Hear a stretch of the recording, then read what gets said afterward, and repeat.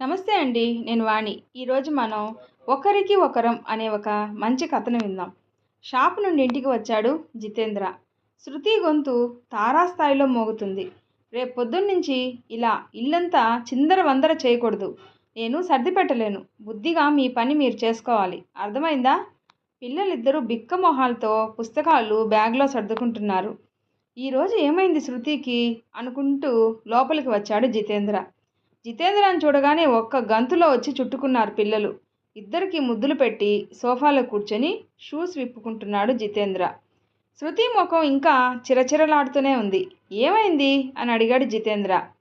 ఈ పని వాళ్ళకి ఎంత పెట్టినా తృప్తే ఉండదు. పొద్దున 10ంటికి ఫోన్ చేసి వారం రోజులు ఊరు వెళ్తున్నానని చెప్పింది కుంక. వాళ్ళ నాన్నకు బాగోలేదని సాకు. అదేమీ ఉండదు. మొగుడితో ఏ జాతరకో వెళ్ళాలని ప్లాను. ఈ పిల్లలతో చేసుకోలేకపోతున్నా. ఆ పక్షి వారం రోజులంది. పోయినసారి కూడా ఇలాగే వారం అని చెప్పి 15 రోజుల తర్వాత వచ్చింది చెప్పింది శృతి అసహనంగా. తక్షణ కర్తవ్యం ఏమిటా అని ఆలోచిస్తున్నాడు జితేంద్ర.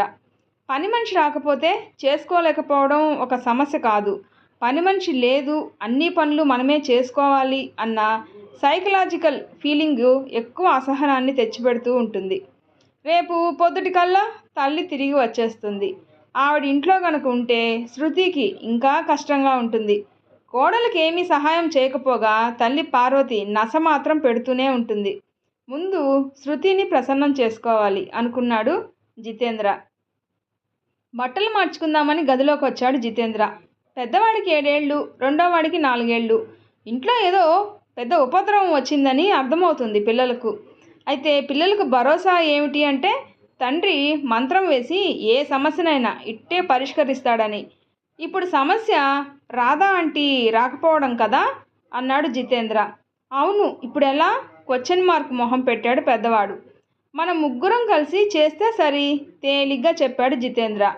ఏం చేయాలి నాన్న? రెండోవాడి ప్రశ్న. మారాన్ చేయకుండా అన్నం తినాలి. నేను కథ చెప్తాను, మీరు బుద్ధిగా విని పడుకోవాలి. ఈ వారం రోజులు మనం పెద్ద పెద్ద పనులు చేద్దాం. వాటర్ బాటిల్ ఇంకా టిఫిన్ బాక్సు బ్యాగ్లో సర్దుకోవాలి. స్నానం త్వరగా చేయాలి. సబ్బుతో ఆడుకుంటూ బాత్రూంలో ఎక్కువసేపు ఉండకూడదు. సోఫాలో ఎక్కువసేపు గంతులు వేయకూడదు. టిఫిను త్వరగా తినాలి. ఇంకా ఇంకా ఏమిటి నాన్న? అన్నింటికంటే ముఖ్యమైనది బ్రష్ నోట్లో పెట్టుకొని పేస్ట్ తింటూ ఉండకూడదు. చప్పున బ్రష్ చేసుకొని రావాలి. పిల్లలు కాసేపు ఆలోచించారు. చిన్నవాడు తండ్రి మెడ చుట్టూ చేతులు వేశాడు. పెద్ద పనులంటే ఇవేనా అడిగాడు పెద్దవాడు. ఇంకా ఉన్నాయి, కానీ మీరు అన్నాలు తిన్నాక చెప్తాను అంటూ పిల్లల్ని తీసుకొని హాల్లోకి వచ్చాడు జితేంద్ర. పిల్లలు బుద్ధిగా అన్నం తిన్నారు. పిల్లలకు కథ చెప్పి నిద్రపుచ్చాడు జితేంద్ర. వంటింట్లో గిన్నెలు తోముకుంటూ ఉంది శృతి. రేపటికి ఏం కూర చేయాలి? కూరలు చూస్తున్నాడు జితేంద్ర. నీకెందుకు జితు, నేను చూస్తాలే, ఏం లేదు తరిగి పెడదామని అంటూ కూరలు తీశాడు జితేంద్ర. వద్దులే జితు, పని చేసి వచ్చావు, వెళ్ళు, నేను చేసుకుంటాలే అంది శృతి జితేంద్రాని వారిస్తూ. కట్టెలు కొట్టి రావటం లేదు కదా, షాపుకు వచ్చిన కస్టమర్లతో మాట్లాడటమే కదా అంటూ కూరలు తీసుకొని డైనింగ్ టేబుల్ దగ్గరికి వచ్చాడు జితేంద్ర. నవ్వింది శృతి. అమ్మయ్య, వాతావరణం చల్లబడింది అనుకున్నాడు జితేంద్ర. కూరలు తరిగి ఫ్రిడ్జ్లో పెట్టి వాటర్ బాటిల్స్లో నీళ్లు పోసి పెట్టాడు. అపార్ట్మెంట్ బయట చీపురుతో చిమ్మి గుడ్డతో తుడిచి ముగ్గులాగా 4 గీతలు గీసొచ్చాడు. హాల్లో ఉన్న పిల్లల ఆటల బొమ్మలను బుట్టలో సర్దిపెట్టాడు.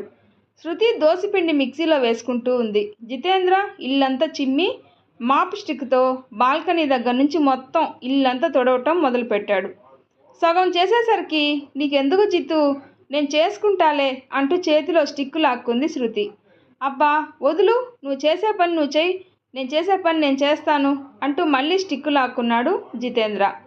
పనంతా అయిపోయాక తల్లికి ఫోన్ చేశాడు.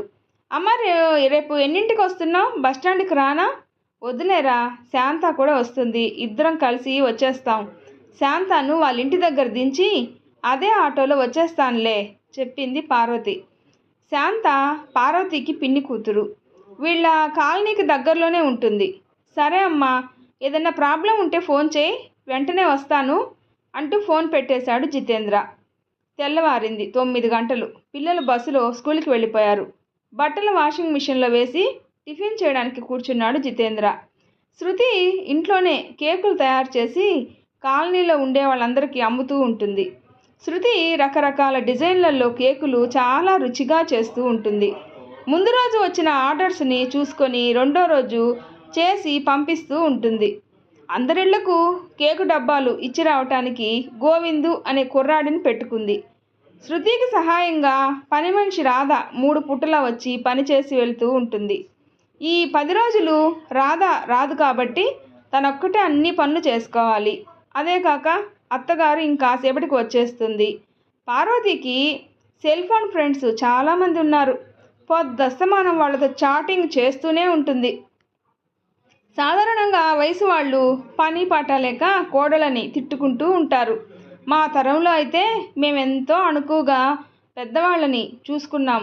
ఈ కాలంలో కోడళ్ళదే రాజ్యం. వీళ్ళల్లో వినయము విధేయత కాగడా పెట్టి వెతికినా కనిపించవు. అత్తమామల్ని వృద్ధాశ్రమాలకి నెడుతూ ఉంటారు. ఏమన్నా అంటే మొగుడిని కూడా వదిలేసి వెళ్ళిపోతారు అంటూ విపరీతమైన అక్కసును వెళ్ళగొక్కుతూ ఉంటారు. నిత్యం కోడళ్ళని ఆడిపోసుకుంటూ ఒక రకమైన మానసిక ఆనందాన్ని పెద్దతరం వాళ్ళు పొందుతూ ఉంటారు. వాళ్ళ పాటికి వాళ్ళు సెల్ ఫోన్లతో కాలక్షేపం చేసే జాతి వాళ్ళు కొందరైతే కోడళ్ళని హేళన చేస్తూ వాళ్ళు చేసే పనులను తమ స్నేహితురాళ్లకు చెప్తూ కాలం గడిపేవాళ్ళు కొందరు. మరికొందరు తమ కోడళ్ళ మీద దాష్టికం చెలాయించేవాళ్ళు. పార్వతి రెండో కోవకు చెందింది. కోడళ్ళు చేసే పనుల్లో లోపాలు వెతికి వాటిని జోకులుగా చిత్రీకరించి తన వాట్సాప్ గ్రూపుల్లో పెట్టి ఆనందిస్తూ ఉంటుంది. పార్వతికి 2 కొడుకులు. పెద్దవాడు జితేంద్ర, చిన్నవాడు ధర్మేంద్ర. పార్వతి 2 కొడుకుల దగ్గరికి తిరుగుతూ ఉంటుంది.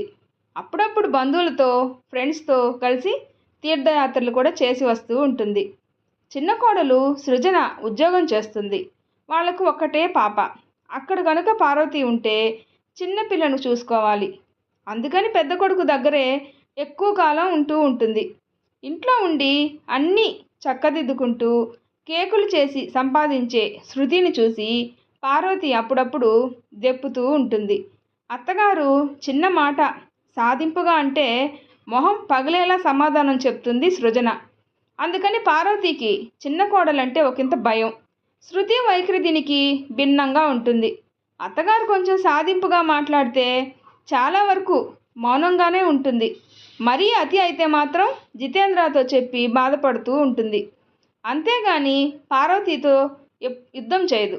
అప్పుడప్పుడు జితేంద్రకు తల్లి ప్రవర్తన బాధ కలిగించినా కూడా ఆమెను గట్టిగా ఏమీ అనడు.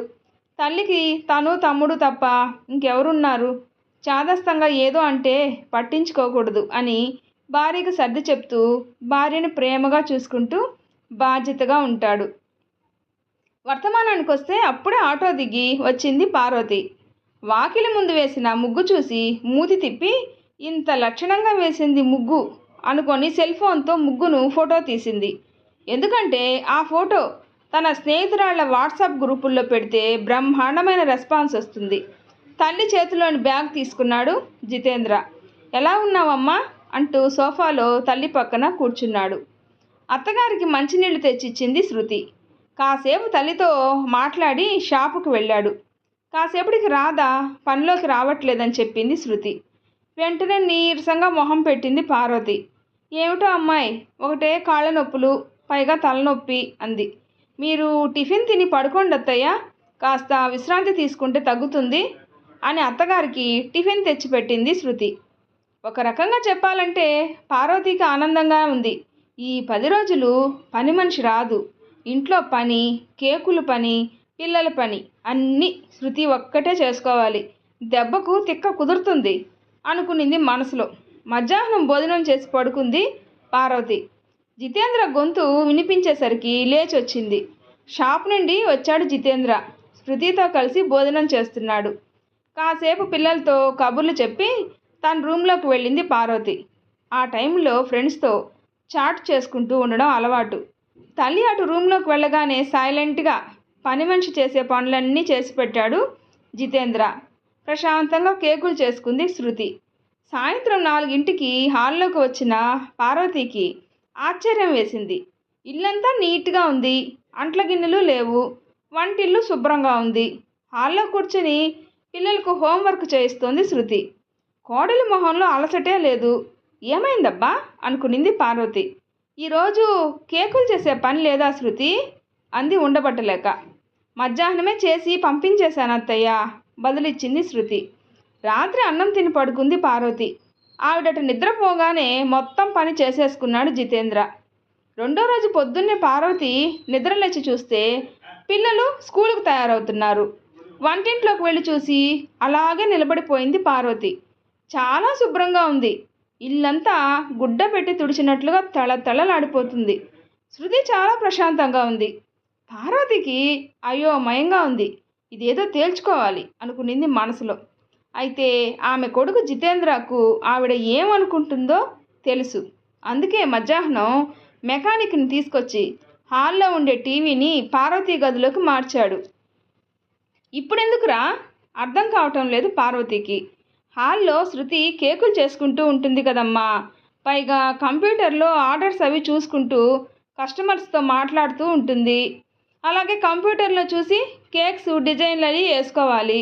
పిల్లలు నువ్వు టీవీ చూస్తూ ఉంటే కొంచెం డిస్టర్బెన్స్గా ఉంటుంది అనిపించింది. అందుకే టీవీని నీ గదిలోకి సర్దాను వివరించాడు జితేంద్ర. జితేంద్ర శృతి కోసం అంటూ ఉంటే కొంచెం అసంతృప్తిగా అనిపించినా సరే అంది పార్వతి. టీవీ ఆమె గదిలోనే ఉంటుంది కాబట్టి మధ్యాహ్నం గది దాటి బయటికి రావట్లేదు పార్వతి. ఆమెకు తెలియకుండా జితేంద్ర సైలెంట్గా తన పని తాను చేసుకుంటూ ఉన్నాడు. 10 రోజులు ప్రశాంతంగా గడిచాయి. పని మనిషి రాధా మళ్ళీ పనిలోకి వచ్చింది. ఆ రోజు రాత్రి పిల్లలు పడుకున్నారు. అకౌంట్స్ చూసుకుంటూ ఉన్నాడు జితేంద్ర. గదిలోకి వచ్చింది శృతి. అతని తలలోకి వేళ్లు జొనిపి జుట్టు సవరిస్తూ నేను చేసి పెట్టనా అంది మృదువుగా. 5 నిమిషాల్లో అయిపోతుందబ్బా అన్నాడు జితేంద్ర. ఈ 10 రోజులు మీరు చాలా కష్టపడ్డారు. అత్తయ్యకు తెలియకుండా మొత్తం పని చేసేశారు. భార్య కళ్ళల్లోకి చూశాడతడు. విశ్వంలోని ప్రేమంతా రాశీభూతమై శృతి కళ్ళల్లో వెలిగిపోతుంది. నువ్వు నేను వేరే అయితే కదా, నాలో సగం నువ్వు. మనిద్దరం సమానంగా మన పనులు చేసుకున్నాం అన్నాడు జితేంద్ర. అతని తలను హృదయానికి హత్తుకుంది శృతి. భార్యాభర్తలు అంటే ఇద్దరూ ఒకరే ఇద్దరును. ఆ విషయం ఎన్నో యుగాలుగా తనకు తెలుసని వెన్నెల కిటికీలో నుంచి ధారగా పడుతుంది. ఈ స్టోరీ మీకు నచ్చినట్లయితే ప్లీజ్ లైక్ చేసి షేర్ చేయండి, సబ్స్క్రైబ్ చేసుకోండి. స్టోరీ ఎలా ఉందో తప్పకుండా కామెంట్ చేయండి. Thanks for listening.